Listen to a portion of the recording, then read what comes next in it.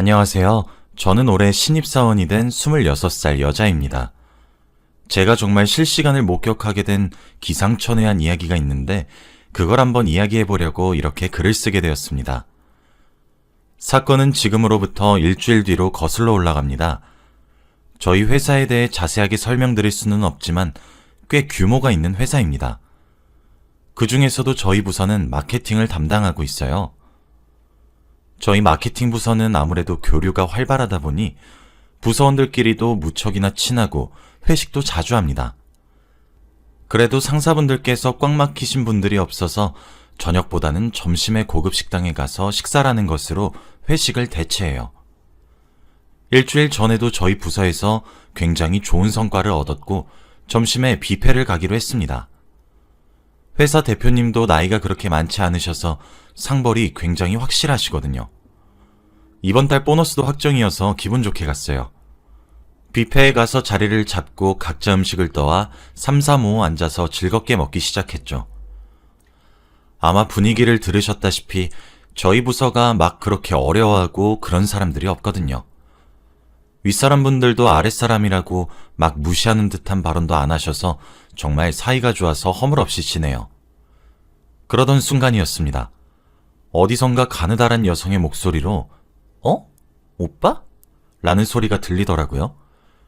마침 그때 저희 테이블의 대화가 끊겨서 정적이었을 때라 모두의 눈이 그 여성을 향해 돌아갔어요. 그런데 그 여성은 저희 쪽 팀원을 보고 오빠라고 불렀던 거더라고요. 저희는 누구를 부르는 건가 싶어서 테이블을 훑었습니다.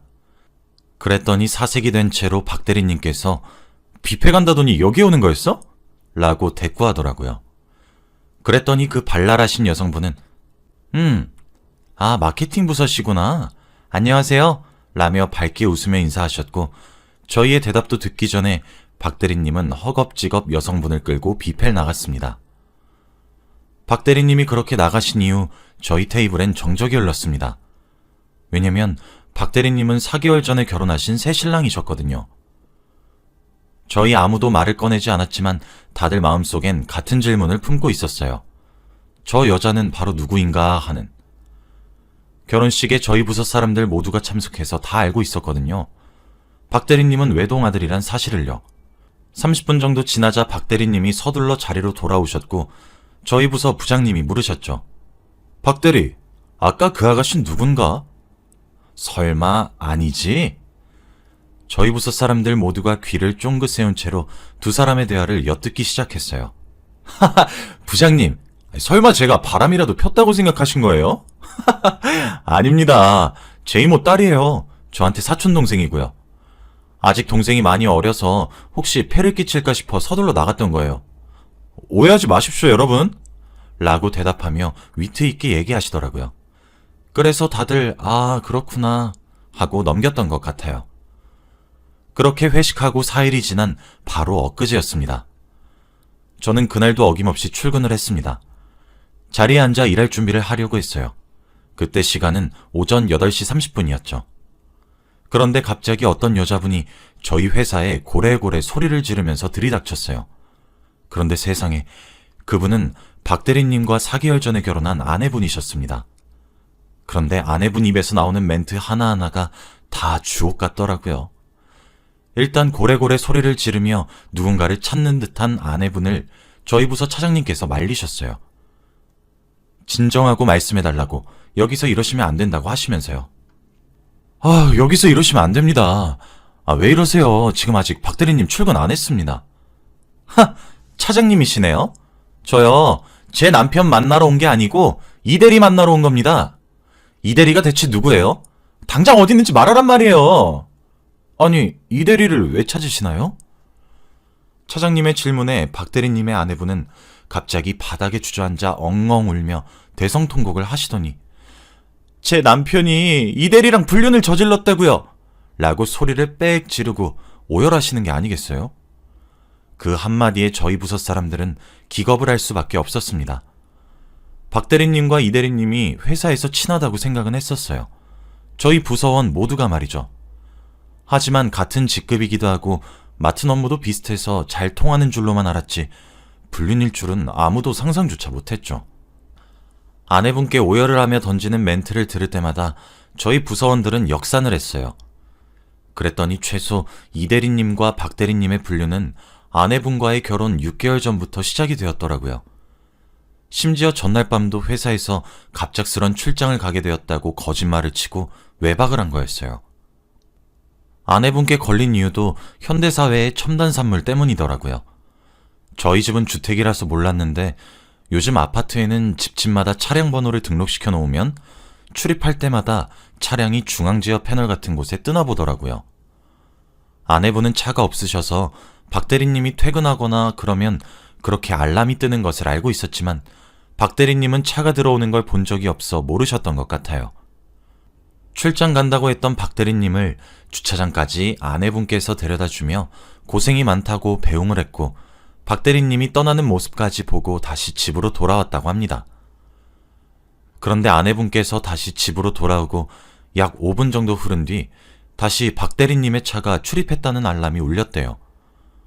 아내분은 무엇을 놓고 간 거구나 하며 박 대리님이 집으로 들어오길 기다렸는데 당연히 박 대리님은 들어오지 않으셨대요.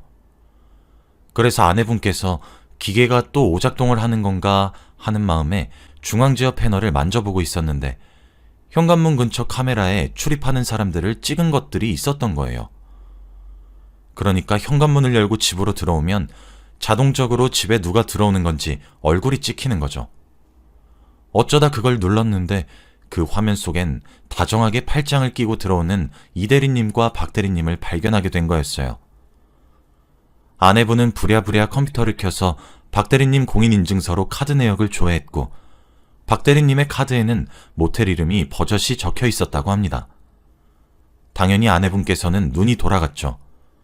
당장 지도를 켜서 그 모텔로 찾아가고 싶었는데 서울에 그 이름을 가진 모텔이 너무 많아서 차마 찾아갈 수는 없었다고 하더라고요. 그래서 날이 밝자마자 뜬 눈으로 밤을 지새우고 회사로 달려온 거였어요. 하지만 그 노력이 무색하게도 저희 팀에 누가 전해준 건지 이 대리님과 박 대리님 두 분 다 출근을 오전 내내 하지 않으셨더라고요. 둘 다 휴대폰 전원을 꺼놔서 전화고 문자고 카톡이고 그냥 아무런 연락이 되지 않았어요. 그 와중에 박 대리님과 차장님이 전화 연결이 되었는데 그때 죄송하다고 한마디만 내뱉고 다시 전원을 끄셨다 하더라고요.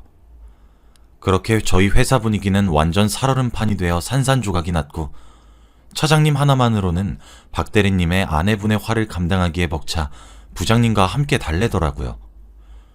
다른 사람들 앞에서 이러시면 어떡하냐, 안에 들어가서 이야기를 하도록 하자, 부하 직원 교육을 저희들이 잘못시켰다, 송구하다, 따끔히 혼내겠다 등등 갖은 말들로 아내분을 탕비실로 데려가셨죠. 그렇게 오전 내내 박 대리님과 이 대리님은 코빼기도 비추지 않았고 아내분께서도 여전히 회사에 버티고 계셨죠.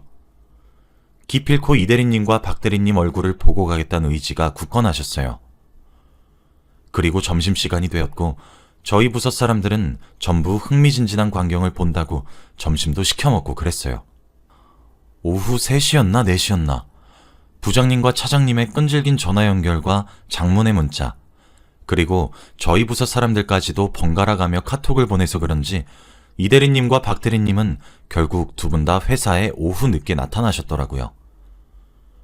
이 대리님과 박 대리님이 문을 열고 사무실에 들어서자마자 정말 누가 말릴 새도 없이 아내분께서 총알처럼 튀어나가 박 대리님의 뺨을 후려쳐버리고 이 대리님의 머리채를 잡고 흔들기 시작했어요. 저희 모두 약 10초 정도 얼어있다가 누가 먼저랄 것도 없이 아내분을 뜯어말리기 시작했죠. 하지만 그때 아내분께서 외마디 외침을 내지르셨죠. 박 대리님의 뺨을 때리면서 네가 어떻게 나한테 이럴 수 있어? 임신한 와이프를 두고 어떻게 이러냔 말이야! 라고 소리를 질렀어요. 네, 맞아요. 아내분께서는 임신 8주 차셨어요. 이 대리님의 머리채를 정말 10분 정도 잡고 흔드시면서 입에 담기 힘든 욕설을 내뱉는데 정말 무섭더라고요. 비명같이 소리를 내지르시곤 바닥에 주저앉아 꺼이꺼이 눈물을 흘리며 오열을 하시는데 과연 저희가 어떻게 말릴 수 있었겠어요? 한 대 더 때리라고 응원을 해도 모자랄 판국에. 차장님과 부장님이 아내분을 부축해서 일으키던 순간이었어요. 아직도 누군진 밝혀지지 않아서 모르지만 저희 부서원들끼리 속닥거리면서 얘기를 했어요. 와, 대박. 그럼 박 대리님, 그때도 사촌동생 아니라 불륜이었던 거 아니야? 그것은 아주 작은 소근거림이었지만 정적만 흐르던 사무실에서는 확성기 마냥 크게 들렸죠. 아내분 또한 들으셨는지 지금 누가 말을 했냐고 캐물었고 저희 모두 입을 다물었습니다. 박 대리님은 당연히 사색이 되었고 하얗게 질린 얼굴로 나가자고 아내분을 끌어내려고 했어요. 하지만 아내분은 계속 버티면서 방금 누가 말한 거냐고 묻기 시작했죠. 그랬더니 박 대리님이 나가서 얘기하자고! 하며 소리를 빽 지르더니 아내분을 끌고 나가려 하는 것이 아니겠어요? 와, 그런데 아내분도 만만치 않으시더라고요. 아내분은 여리여리한 체구에서 어쩜 그렇게 커다란 힘이 나오는 것인지 박 대리님을 뿌리치고 부장님과 차장님을 달달 볶았죠. 결국 차장님과 부장님은 4일 정도 전에 점심으로 팀회식을 했는데 박 대리의 이모네 딸이라고 사촌동생이 저희에게 인사를 했다고 아내분께 얘기를 했어요. 사실 부장님과 차장님은 그때까지만 해도 박 대리님을 믿었던 것 같아요. 이 대리님과의 일도 오해라고 생각을 하셨고 또 그러려고 하셨던 것 같기도 하고요. 그런데 그건 당연하죠. 그때 박 대리님이 부인하셨었잖아요. 저희 부서원들 모두의 앞에서 말이에요. 그런데 그런 저희의 기대를 버리지 않겠다는 것인지 뭔지 그것 또한 불륜이었나 보더라고요. 아내분께서 저희 남편 사촌동생이 없단 말이에요. 자기가 외가친가 통틀어서 제일 막내라고요. 라는 말과 함께 머리를 짚으며 바닥에 스르르 주저앉는 듯 하더니 이내 쿵 하고 쓰러지셨습니다. 아내분의 말을 듣고 이 대리님은 뭐가 그리 당당한 건지 엉엉 울면서 나뿐이라고 했잖아! 라고 소리 지르며 박 대리님의 뺨을 내리쳤고 차장님은 119에 전화를 걸어 구급차를 보내달라고 하고 있었고 부장님은 그렇게 발광하는 이 대리님을 말리셨죠. 진짜 우왕좌왕 장난 없더라고요. 진짜 개판이란 게 있다면 이거겠구나 싶은 정도? 결국 박 대리님은 아내분께서 쓰러져 보호자 자격으로 구급차에 실려간 아내분을 따라갔고 이 대리님은 부장님 방으로 호출되었어요. 부장님 방 밖으로 부장님의 노성과 함께 차장님이 부장님을 말리는 듯한 소리, 그리고 이 대리님의 훌쩍이는 소리까지 정말 적나라하게 들렸어요. 그리고 저희가 퇴근할 때까지 부장님 방에서 3분 모두 나오시지 않았죠. 결국 저희 부서 사람들은 퇴근했고 다음 날이 되었죠. 저희 부서 사람들도 좀 웃겼던 게 9시부터 업무가 시작돼서 보통 8시 50분 정도에 모두가 도착하는데 어저께는 8시 30분에 전원 다 출근을 완료했더라고요. 눈치 보느라 아무도 그 어떤 것도 물어보지 못했죠. 물론 저도 바쁜 척을 하면서 업무 정리를 하는 척 했고요. 바로 그때 박 대리님이 출근하셨습니다. 우와, 근데 바로 부장님이 박 대리님 얼굴 쪽으로 서류 파일을 날리더니 오만 새끼들을 소환하시더라고요. 박 대리, 너 미쳤어? 야, 이 새끼야, 너 불륜 아니라며! 죄송합니다, 부장님. 죄송하단 말 말고 할 말이 더 없어, 이 새끼야? 이 대리랑은 뭐야, 대체? 회사 꼴 잘 돌아간다, 개놈 새끼야. 매사 다정하신 부장님이셨거든요. 부장님께 딸이 하나 있는데 저보다 나이가 좀 더 어려요. 그래서 제 또래 사람들 보고 자기 딸 생각난다며 오며 가며 과자나 사탕 같은 것도 나눠주시고 허허 웃어주셨던 분이시거든요. 저번에 제가 업무적으로 엄청 커다란 실수를 한 적이 있었는데 그때도 저한테 호통 한번 치지 않으셨고 괜찮아 다 해결할 수 있어. 잘했어. 실수하고 혼날까봐 가만히 있었으면 더 큰일 날 뻔했는데 다음엔 이렇게 하지 말고 저렇게 해야 해. 이게 순서가 중요하니까. 알았지? 이번엔 처음이니까 넘어가지만 이렇게 기본적인 건 이제 틀리면 안 돼요. 하시면서 제 실수 다 수습해 주시고 격려해 주셨는데 그렇게 사람 좋으신 부장님이 소리 지르는 걸 보니 현실감이 확 들더라고요. 부장님은 박 대리님을 끌고 방으로 데려가셨고 어제와 마찬가지로 부장님은 소리를 지르시고 차장님은 그런 부장님을 말리셨죠.